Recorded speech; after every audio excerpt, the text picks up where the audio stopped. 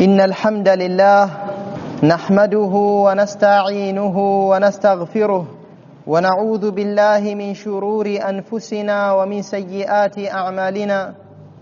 من يهده الله فلا مضل له ومن يضلل فلا هادي له، وأشهد أن لا إله إلا الله وحده لا شريك له، وأشهد أن محمدا عبده ورسوله صلى الله عليه وعلى آله وأصحابه وسلم تسليما كثيرا. وبعد، tukiwa tunaendelea na tafsiri ya suratul Baqara, na leo tunaingia katika ukurasa wa 19 kuanzia aya 120 mpaka 126.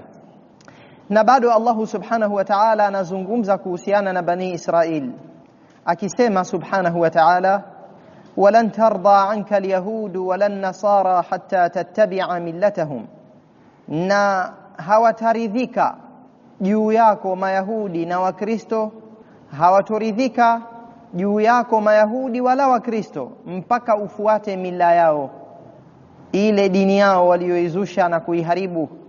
Qul inna hudallahi huwal huda, sema ya Rasulullah, waambie hakika uongofu wa Allah ndio uongofu hasa wa uhakika.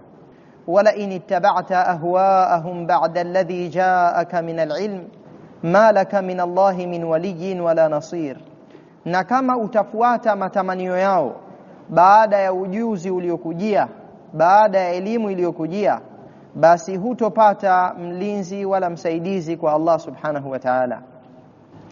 Yukhatibu Allahu nabiyahu muwajjihan muhadhiran qailan lahu lan tarda anka alyahud walan nasara hatta tatruka alislama wa tattabi'a ma hum alayhi.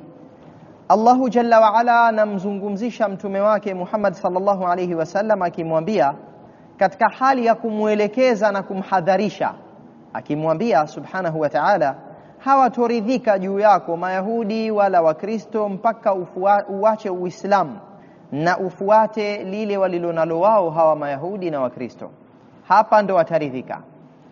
Na haya hayajakusudiwa kwa mtume Muhammad sallallahu alaihi wasallam peke yake, lakini umma mzima umelengwa na Mayahudi na Wakristo. Vipi umma wa Kiislamu utaacha Uislamu wao, watachukua mila za Kiyahudi na Kikristo katika maisha yao? Ndio juhudi inayoendelea leo duniani katika ma-TV, media hizo zinafanyika bidii na juhudi, na katika mambo mbalimbali Mayahudi na Wakristo wanafanya bidii Waislamu waache Uislamu wao, wachukue mila zao, kivazi na mambo kadha wa kadha. Na wakishafikia lengo lao hilo, hapo ndo wataridhika.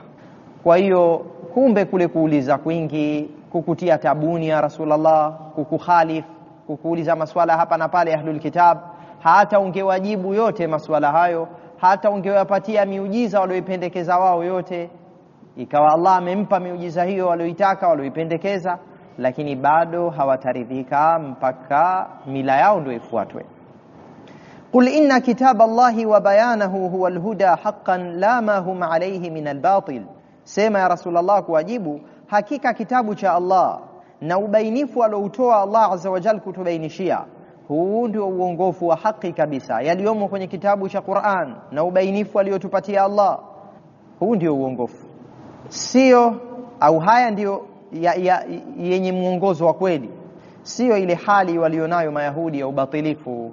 Lau kama wasingeibadilisha hiyo dini yao, Mayahudi wengebakia na ile dini safi aliyokuja nayo Musa alayhi salatu wassalam, na lau Wakristo wasingeibadilisha Injil wakabakia na mafunzo safi aliyokuja nayo Isa alayhi salatu wassalam, bado isingekuwa ni halali kuiacha sheria ya Muhammad sallallahu alayhi wasallam na mafunzo ya Qur'ani na sheria iliyomo ndani, kwa kufata zile dini ambazo tayari zishafutwa na muda wake ushapita katika mambo ya kisheria mbalimbali yaliyokuwa na tofauti.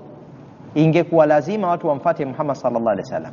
Seuze tena kwamba na hizo dini zenyewe zishabadilishwa na yaliyomo kwenye hivyo vitabu yashageuzwa.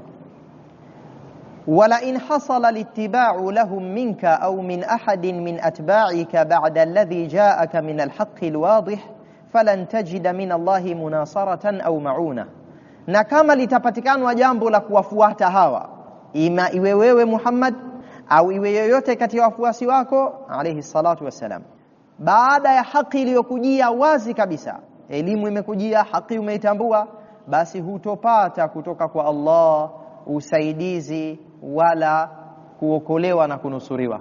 Hutopata wa kukunusuru, bali utakuwa umeharibikiwa. Na umma kama utaacha mafunzo aliyoletewa na muumba wao Allah subhanahu wa ta'ala, na waislamu wakautupilia mbali uislamu wao wakachukua yale ya Mayahudi na Wakristo, hapo waislamu watakosa msaidizi na mlinzi. Mashaka kila aina yatawaandama na mabalaa, kama ilivyokuwa hali ya waislamu leo duniani. Hawana nasir wala wali. Allah kashaondoa walaya yake na kashaondoa nusra yake kwa kila ambaye kaiacha mila ya Kiislamu kaifata mila ya Kiyahudi. وهذا من باب بيان خطورة ترك الحق ومجارات أهل الباطل. Na hii ni katika mlango wa kubainishwa hatari ya kuiacha haki na kuwawafik watu wa batil. Mujarah, kule kuwawafik, kwenda nao sambamba, tukawasikiliza wanaoyataka tukaacha.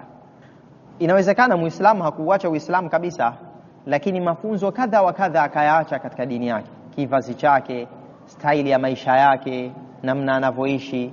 Basi jambo hili ni hatari. Na pia maelekezo haya wanapewa wanavyuoni wa ummati Muhammad sallallahu alaihi wasallam, wanavyuoni wa Kiislamu, kwamba wasije wakaiuza dini yao na mafunzo walionayo na haki iliyowajia na elimu wakayafuata yale ambayo wanayataka ahlul kitab, bali watu wanatakiwa wachunge sana kuishika vizuri dini yao. Alladhina atainahumul kitaba yatlunahu haqqa tilawatihi, wale ambao tumewapa kitabu, basi hawa wanakifuata kitabu hicho ipasavyo haki ya kufuatwa. Tuliowapa kitabu miongoni mwa ahlul kitabi, waliopewa kitabu cha Taurati na Injili, wakawa wanakifuata haki ya kukifuata. Alladhina atainahumul kitaba yatlunahu haqqa tilawatihi, wale tuliowapa kitabu wakakifuata haki ya kufuatwa ipasavyo kufuatwa. Ulaika yu'minuna bih, hao wanamuamini huyu Muhammad sallallahu alaihi wasallam, kwa sababu wamekisoma vizuri kitabu chao Taurati na Injili inavyoelekeza. Kwa hiyo kama wameisoma hawajaibadilisha, moja kwa moja itabidi wamuamini tu. Na kweli walokifuata kitabu chao wakakisoma vizuri wanamuamini Mtume sallallahu alaihi wasallam. Waman yakfur bihi fa ulaika humul khasirun, na yule atakayemkanusha basi hao ndio waliokula hasara. Wale watakaomkanusha hao ndio ambao wamepoteza kila kitu, wamekula hasara. يتحدث القرآن الكريم عن طائفة من أهل الكتاب يعملون بما في أيديهم من كتب منزلة ويتبعونها حق اتباعها. قرآن tukufu inazungumza kikundi. Neno taifa tumelishukua kwenye Kiswahili tukasema taifa, lakini katika lugha ya Kiarabu taifa ni kikundi. Si lazima iwe kundi la nchi liitwalo taifa manake taifa zima. Asili ya neno taifa katika lugha ya Kiarabu ni kikundi, hata kikiwa kidogo, hata kama hakijafikia lile kusudio wanalokusudia Waswahili wa kusema neno taifa. Kikundi katika watu wa kitabu Allah anawazungumza hawa, ya'maluna bima fi aidihim min kutubin munazzala, wanayafanyia kazi yaliyomo ndani ya vitabu vyao, ndani ya mikono yao, katika vile vitabu vilivyoteremshwa. Vitabu vilivyoteremshwa na vifanyia kazi, maana yake wanavifuata wakivitendea kazi. Wayattabi'unaha haqqa tibaiha, na wanavifuata vitabu hivyo haki ya kuvifuata. hao wanaovifuata hivyo vitabu, haulai yajiduna fi hadhihi alkutubi alamatin dalatan ala sidqi nabii Muhammadin sallallahu alayhi wasallam. Hawa wanakuta kwenye hivyo vitabu vyao alama zenye kujulisha ukweli wa nabii Muhammad sallallahu alayhi wasallam. Wanaovifuata ipasavyo, sio wanaoviendea kinyume, wanaovitendea kazi. Wanakuta katika vitabu vile alama zile zimetajwa za ukweli wa mtume sallallahu alaihi wasallam. Walihadha sara'u ila al-iman bih, na ndio maana wakakimbilia kumwamini, kama an-Najashi, kama Abdullah ibn Salam na wengineo miongoni mwa ahlul kitab ambao walikuwa wanamsubiri kwa hamu mtume sallallahu alaihi wasallam, wakakimbilia kumwamini na kuslimu. Walikuwa wanavisoma ipasavyo na kuvitendea kazi.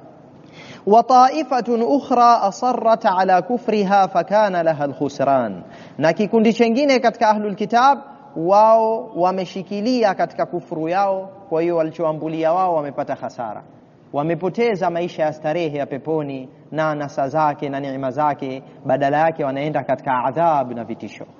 Kwa hiyo huu ni wito kwa ahlul kitab warejee waikubali haki, wamwamini mtume Muhammad sallallahu alaihi wasallam ili wafanikiwe. Katika tafsiri yetu tunakuta neno yatlunahu haqqa tilawatihi kaifasiri wayattabi'unaha haqqa ittibaiha, wanavifuata hivyo vitabu haki ya kufuatwa. Imepokelewa kutoka kwa Ikrima ambaye naye anasimulia kutoka kwa Abdullah ibn Abbas alipokuwa akifasiri kauli yake Allah azza wa jalla, hii aya tuliyosoma yatlunahu haqqa tilawatihi. Ibn Abbas akasema yattabi'unahu haqqa ittiba'ihi, wale wanaokifuata kitabu haki ya kukifuata.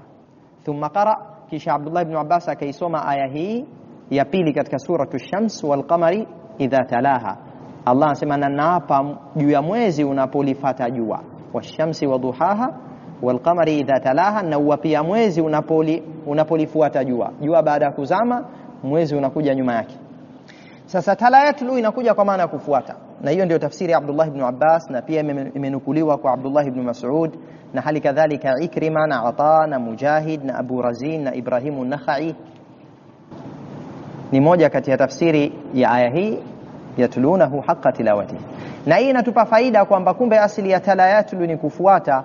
Kwa maana hiyo basi hata kumbe inaposifiwa kuisoma Qur'ani inakusudiwa usomaji wa ufuataji, na ndio maana kuna tofauti ya qaraa na tala.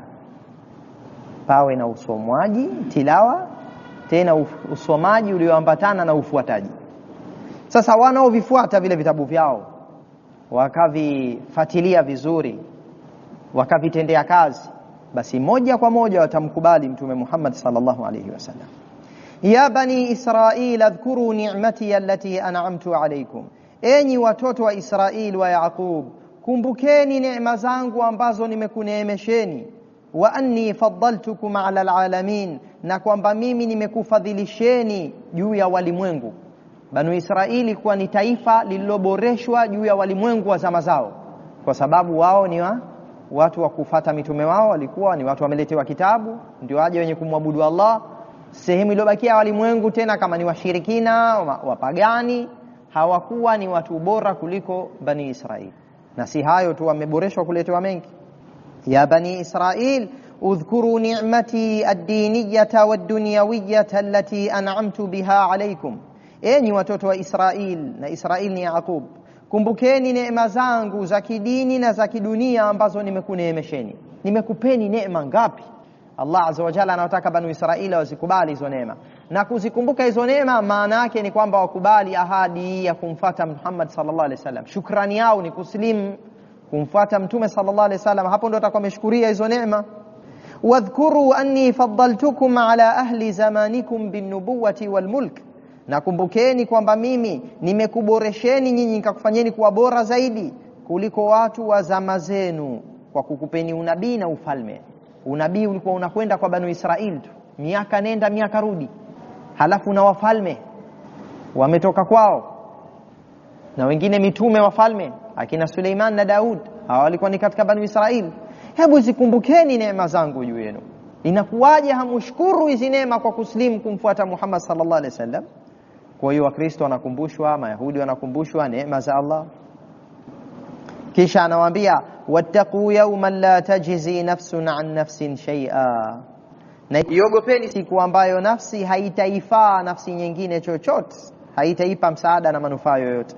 Wala yuqbalu minha adl, wala haitokubaliwa kutoka kwenye nafsi hiyo kikomboleo hakitakubaliwa.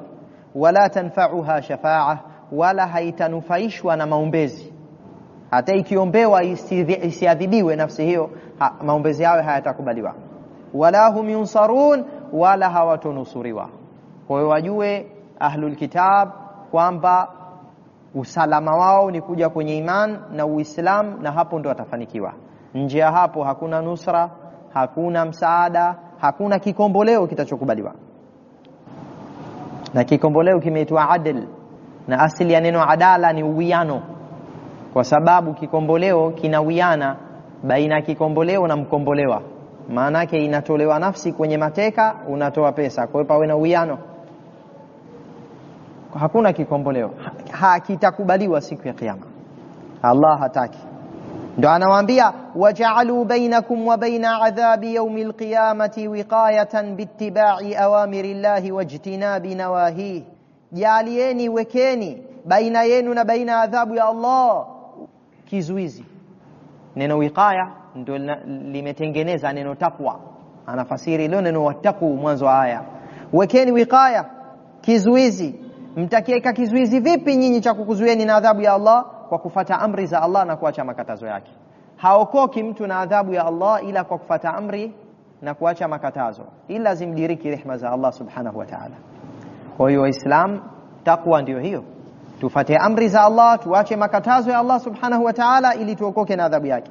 Fa innahu la tughni fi dhalika al-yawmi nafsun an nafsin shay'a, kwani hakika ya mambo ilivyo ndani ya siku hiyo ya kiyama, nafsi haitoisaidia nafsi nyingine chochote. Wala yuqbalu minha fihi ayu fida'in mahma azum, wala haitokubaliwa ndani ya siku hiyo ya kiyama kutoka kwenye nafsi hiyo, kama nafsi itatoa ndani ya siku hiyo kikomboleo chochote, kadiri kitakavyokuwa kikubwa kiasi gani kikomboleo hicho. Mpaka Allah akakipigia mfano katika aya nyingine, ni dhahabu ipatayo ukubwa wa dunia na nyingine kama hiyo, zote hazikubaliwi. Haikubaliwi dhahabu ya kujaza dunia, Allah haikubali, ni adhabu tu kwa aliyehukumiwa kuadhibiwa. Wala tanfa'uha fihi shafa'atun min ahadin mahma ala makanuhu, wala nafsi haitanufaishwa siku hiyo ya kiyama na uombezi wa yoyote yule, kadiri cheo chake kitakavyokuwa kikubwa kiasi gani, nafasi yake kubwa mbele ya Allah. Lakini kama Allah hakutaka huyu amtetee huyu, kwa mfano Muhammad sallallahu alaihi wasallam ana cheo kikubwa, lakini hawezi kumwombea Abu Lahab aingizwe janna, wala Allah hatolikubali. Au akamwombea mwingine katika washirikina aingizwe janna siku hiyo, nafsi ambayo Allah basi pia ahlul kitab kama watakufa nje ya iman, hakuna kuwatetea akawapeleka janna. Walaysa laha nasirun yansuruha min dunillah, wala nafsi haina mtetezi wa kuinusuru pasi na Allah subhanahu wa ta'ala. Hakuna wa kuinusuru nafsi hiyo. Kwa hiyo kitachoiokoa nafsi ni mja kuwa karibu na Allah subhanahu wa ta'ala na kufuata amri zake na kuacha makatazo yake. Kisha akasema subhanahu wa ta'ala, wa idh ibtala Ibrahima rabbuhu bikalimatin faatammahun, na hebu kumbukeni vizuri wakati Ibrahim alivyotahiniwa na Mola wake mlezi, kutahiniwa kwa amri fulani fulani, maneno yaliyobeba amri za Allah subhanahu wa ta'ala, akatimiza amri zote zile kuzitendea kazi. Qala inni ja'iluka linnasi imama, akasema Allah azza wa jalla, hakika mimi nitakuwa ni mwenye kukufanya wewe ewe Ibrahim uwe kiongozi kwa watu, na kufanya uwe kiongozi kwa watu. Qala wa min dhurriyyati, akasema na katika kizazi changu pia, anakiombea na kizazi chake. Qala la yanalu ahdi adh-dhalimin, akasema ahadi yangu haiwapati madhalim. Jambo kubwa sana uongozi katika dini, mtu kuwa ni kigezo. Allah tujalie sisi tuwe a'immatan fi din, yahduna bi amri Allah wa ilayhi yad'un subhanahu wa ta'ala, wanaongoza watu na wanawaita watu kwa Allah subhanahu wa ta'ala. Na uongozi mkubwa kwenye dini ni kufanya da'wa na kuwaita watu kwa Allah subhanahu wa ta'ala, na pia kuwafundisha ilmu ya dini na kuyatendea kazi hayo ambayo tunawaita watu kuyafanya. Tunawalingania watu wafanye mambo kadhaa, sisi tukayatendea kazi. Jambo kubwa sana hili. Wadhkur hina ikhtabara Allahu Ibrahima alayhi salam bima amarahu bihi min ahkamin wa takalif, kumbuka vizuri ya Rasulullah na uwakumbushe hao wakati Allah alipomtahini Ibrahim alayhi salam kwa amri alizompa, hukumu za mambo mbalimbali na takalif, majukumu mbalimbali. Amchinje mwanawe akawa tayari, akaamrishwa ibada za hija akawa tayari kuzifanya, kuhama eneo lake analoishi kwa ajili ya Allah azza wa jalla akawaacha washirikina akahama kumridhisha Allah subhanahu wa ta'ala, na mengineyo kati ya majukumu makubwa, mpaka akawa tayari kutupwa kwenye moto kwa ajili ya kuilingania tauhid. Alipokuwa tayari kwa ajili ya haya, na bila shaka yote anataka subra hayo, basi Allah akamnyanyua, faqama biha wa atamma adaaha ala akmali wajh, akasimamia majukumu haya na akatimiza utekelezaji wake katika namna ya ukamilifu, hakufanya upungufu. Na hivyo ndo anavyotakiwa abd awe mbele ya Allah, mkamilifu katika kutekeleza majukumu ya kidini, anafuata amri, anawacha makatazo, na thamani ya mja iko hapo. قال الله لنبيه إبراهيم إني جاعلك للناس قدوة يقتدى بها في أفعالك وأخلاقك. Allah akamwambia nabii wake Ibrahim, mimi nitakufanya wewe kwa walimwengu, kwa watu hawa, uwe ni kigezo unaegezwa katika vitendo vyako na tabia zako. Kiongozi ni mtu wa kugezwa ati, anaongoza watu wapite pale alipopita yeye. Kwa hiyo nitakufanya uwe ni kigezo kwa watu, imaman. Na ndio maana imamu wa sala anakuwa kigezo kwetu, akirukuu tunarukuu, akisujudu tunasujudu. Nitakufanya uwe unafuatwa katika tabia zako na matendo yako, kwa sababu umejikabidhisha kwa Allah subhanahu wa ta'ala. Qala Ibrahim waj'al ya rabbi min dhurriyyati kadhalika a'immatan yaqtadi bihim an-nas. Ibrahim akasema, jalia ewe Mola wangu katika kizazi changu vile vile pawe na viongozi ambao watu watawafuata, pawe na viongozi. Qala Allahu mujiban iyyah la yanalu ahdi laka bil imamati fi ad-din adh-dhalimin min dhurriyyatik. Allah akamwambia hali yakuwa anamjibu, ahadi yangu niliyokupa wewe ya uongozi na kufuatwa katika dini uwe kigezo, ahadi hiyo haitowapata madhalim katika kizazi chako. Itawapata waja wema, Allah tujalie tuwe katika hao, lakini madhalim haitowapata ahadi hiyo. Kwa ni ahadi ya uongozi katika dini kubwa hiyo, utukufu, cheo kitukufu, lakini madhalim waovu haiwapati, itawapata waja wema wa khairi.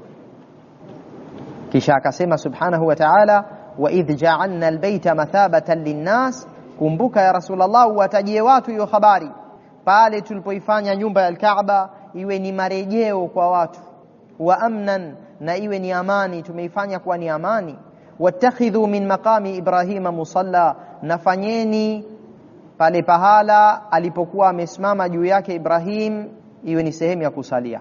Masimamio ya Ibrahim, lile jiwe ambalo alikuwa amesimama juu yake, sehemu ile ambapo lipo jiwe lile, fanyeni hapo ni sehemu ya kusali. Waahidna ila Ibrahima wa Ismail, na tukamuhusia na kumwamrisha Ibrahim na Ismail, antahira baiti lit-taifina wal-aakifina war-ruk'i sujud, kwamba itakaseni, safisheni nyumba yangu kwa ajili ya wenye kufanya tawaf na kukaa msikitini kwa ajili ya i'tikaf na wenye kurukuu na kusujudu. Wadhkur hina ja'ala Allahu al-bayta al-harama marji'an lin-nasi tata'allaqu bihi qulubuhum.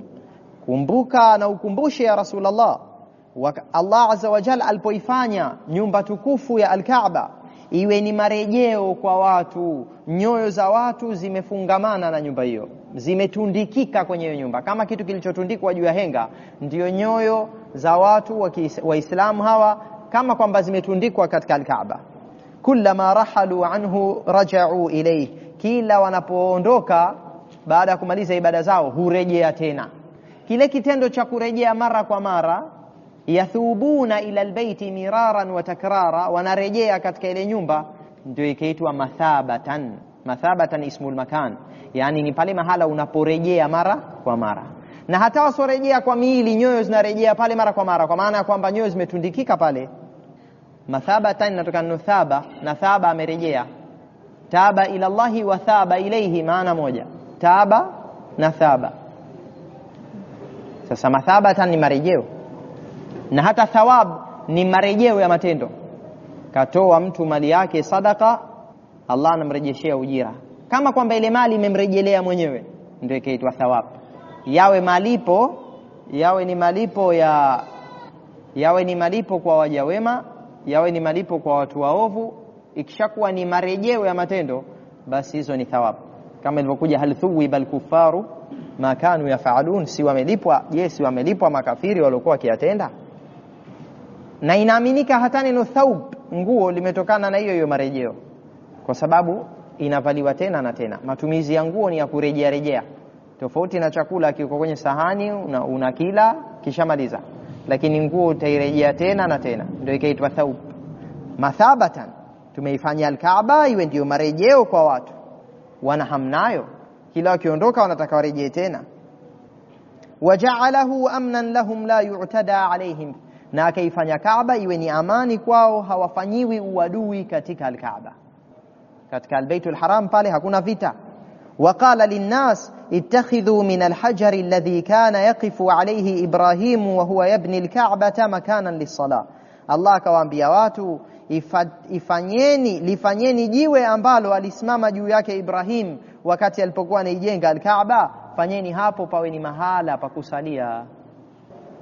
Ibrahim alayhi salatu wasalam alikuwa anaijenga al-Kaaba kwa amri ya Allah, na Ismail mwanawe anamsaidia kumletea mawe. Sasa ukuta wa al-Kaaba uliponyanyuka juu hawezi kufika tena, kwa hiyo ndo akasimama juu ya hilo jiwe ili aongeze kimo kwa ajili ya kuweza kumalizia ujenzi wa al-Kaaba. Sasa jiwe lile ndio linaitwa maqamu Ibrahim.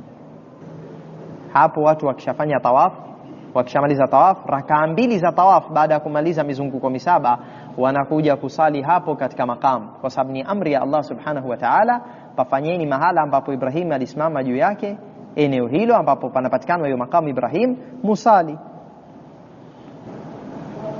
Kisha akasema subhanahu wa ta'ala, wa awsayna Ibrahima wa ibnahu Ismaila bitathhiri albayti alharami min alaqdhari wal awthan, tukamuhusia Ibrahim na mwanawe Ismail kuisafisha nyumba tukufu ya al-Kaaba kutokana na uchafu na masanamu. Uchafu jumla jamala, na masanamu pia nayo ni uchafu. Ushirikina ni uchafu mkubwa, basi asafishe, aondoe shirki. Na wakalifasiri neno ahidna ila kwa awsayna. Na ahida ikenda na ila inakuja kwa maana ya kuamrisha au kuhusia, sio kuahidi, sio kuahidi tena.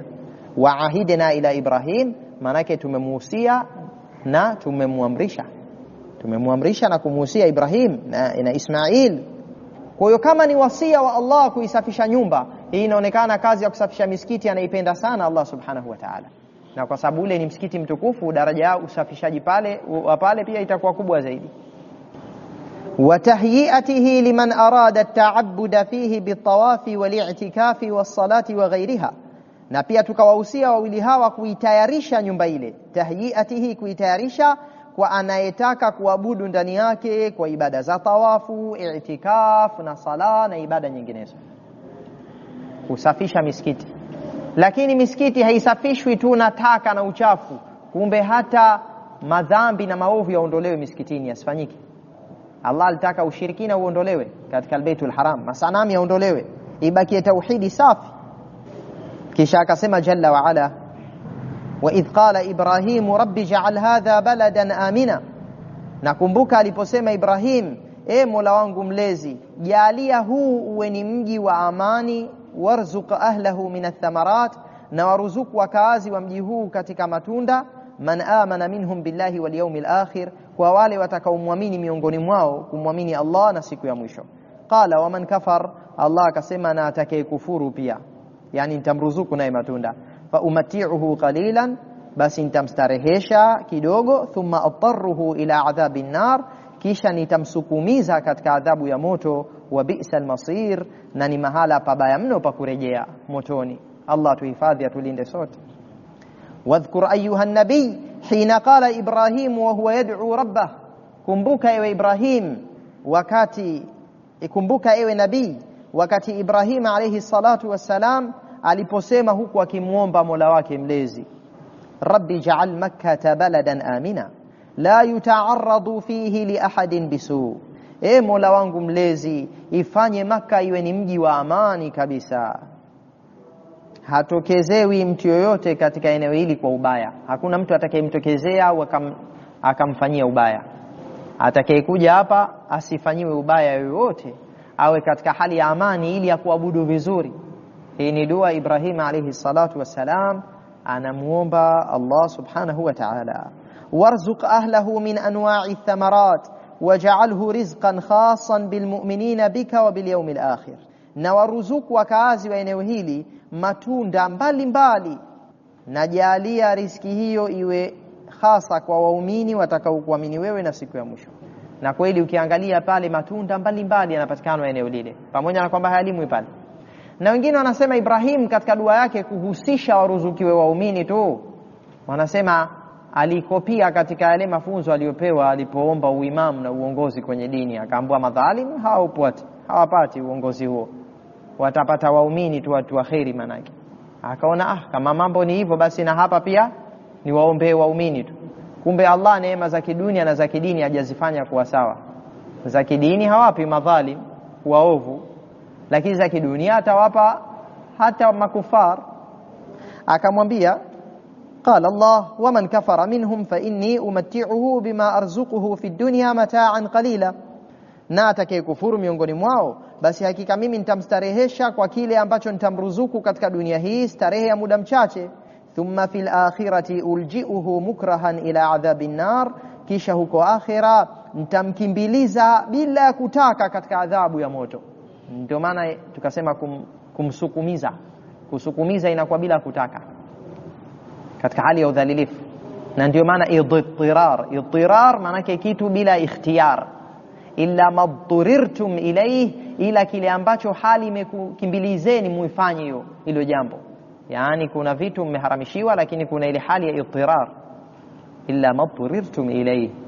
Sasa idtarra ila kadha, idtarra fulanan ila kadha, maana amemsukumiza akamkimbilizia ende kule, lazima afanye ile jambo akitaka asitaki, dharura imemsukuma.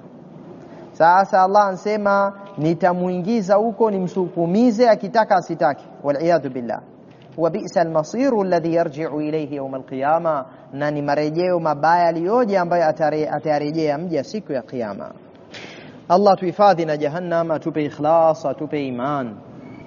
Min fawaidil ayat, katika faida za aya hizi, innal muslimina mahma fa'alu min khairin lilyahudi wan nasara, hakika waislamu kadiri watakavyofanya khairi kuwafanyia mayahudi na wakristo, falan yardau hatta yukhrijuhum min dinihim wa yutabi'uhum ala dalalihim, hawatoridhika mayahudi na wakristo mpaka wahakikishe wamewatoa waislamu katika dini yao na wamewafuata wao katika upotofu wao. Faida ya pili, al-imamatu fi ad-din la tunalu illa bi sihhati al-yaqin was-sabri ala al-qiyam bi amri Allah ta'ala, uongozi katika dini haupatikanwi illa kwa usahihi wa yaqin, ukamilifu wa iman, uhakika wa kuamini, ndio inaitwa al-yaqin, na pia subra juu ya amri za Allah. Sisi tumemwona Ibrahim alikuwa na zote mbili hizo, yaqini anayo na subra. Ndio maana Allah anasema fa atammahun, kutimiza amri zote kunataka subra, kufanya baadhi tu sio subra kubwa. Lakini itmam, ambayo hata aya nyingine akasema Ibrahim alladhi waffa, neno waffa ndio hiyo atam. At-tawfiya wal itmam ni mambo magumu sana kwa mja, tena amri nzito, ila kwa aliwepesishiwa na Allah. Allah tujalie katika hao. Kwa kutimiza amri za Allah kunataka subra, na kwa viwili hivi ndio inapatikana al-imamatu fi din, bis-sabri wal yaqini tunalu al-imamatu fi din. Na haya mawili yaliyotajwa katika faida hii ndio aliyotaja Allah katika suratu As-Sajda aliposema waja'alna minhum a'immatan, tukawafanya miongoni mwao viongozi, yahduna bi amrina, wanawaongoza watu kwa amri yetu, lamma sabaru, waliposubiri, wakanu bi ayatina yuqinun, na wakawa aya zetu wanayaqini nazo. Subra na yaqini. Barakatu da'wati Ibrahim alayhi salam lilbaladi alharam, pia katika faida za aya hizi ni baraka ya dua Ibrahim alayhi salam, dua ya kuombea mji mtukufu wa Makkah, haithu ja'alahu Allahu makanan aminan linnas, kwani Allah ameufanya mji huu ni sehemu ya amani kwa watu, watafaddala ala ahlihi bi anwa'il arzaq, na Allah akawaneemesha wakaazi wa mji huo kwa aina mbalimbali za riziki, na yote hiyo ni baraka ya dua ya Ibrahim alayhi salatu wassalam. Allah tupe tawfiki ya ufahamu na haya kuyatendea kazi na kuyafikisha kwa umma. Wa sallallahu ala khairi khalqika Muhammad wa ala alihi wa sahbihi wa sallim, walhamdulillahi rabbil alamin.